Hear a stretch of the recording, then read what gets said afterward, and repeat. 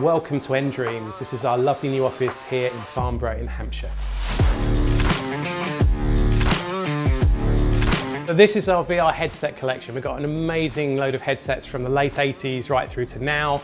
And this is an absolute beast. You can see the size of it. It's pretty much a cathode ray tube in a headset. This one here is a virtuality headset. So yeah, this is one of their first headsets, really hard to find piece of kit. We had to find a company in Germany, actually their old warehouse, and they had some of these lying around and we paid them to ship them over to us, so that was quite hard to find.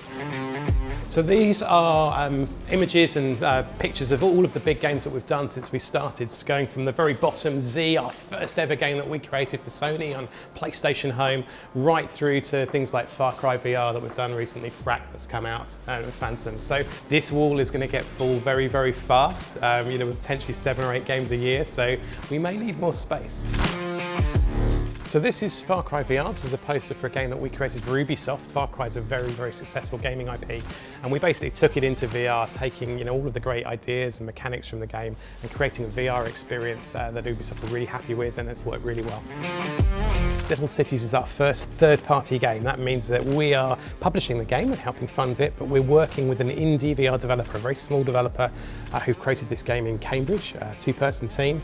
And it's the first game that we've signed up and have published from a small developer like that. And we're now building that up. We're looking out there for amazing VR games from all sorts of companies around the world where we can help them fund them, help them make the games, and help them market and publish them. And this is Fracked. Fracked is the game that we created for Sony, for PSVR.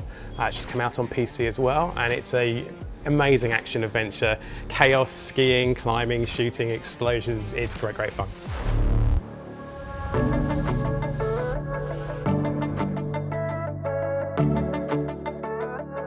So this is a good example, I think, of a space that's very different. It's not the kind of thing we would normally have had in the office. So if you were trying to figure out how your game is going to play, which rooms, which corridors, what the geometry is going to be like, you can all kind of come around, gather around, get your pens out, get your markers out, and work together to design something on this great big space.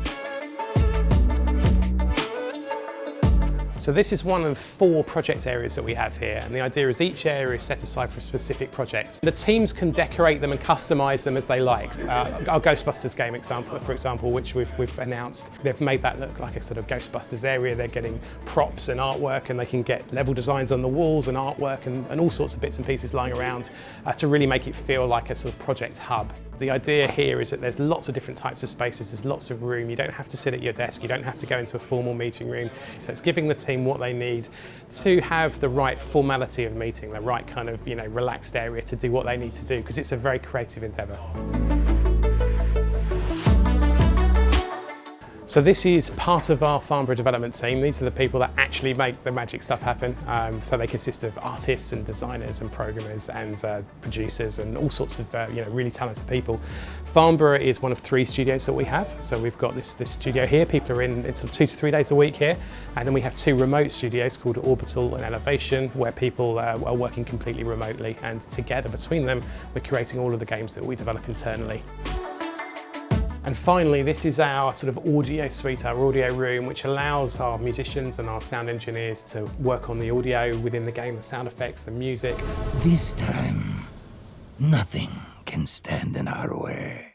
And also do voice recording through the window. There's a soundproof booth in there where we can get either professional actors in, or sometimes initially just members of staff doing guide voiceover, and they can record their voices for the games, and the characters in the games will then speak their voices. So it's a really nice area for making sure the audio, the sound is as good as it can be.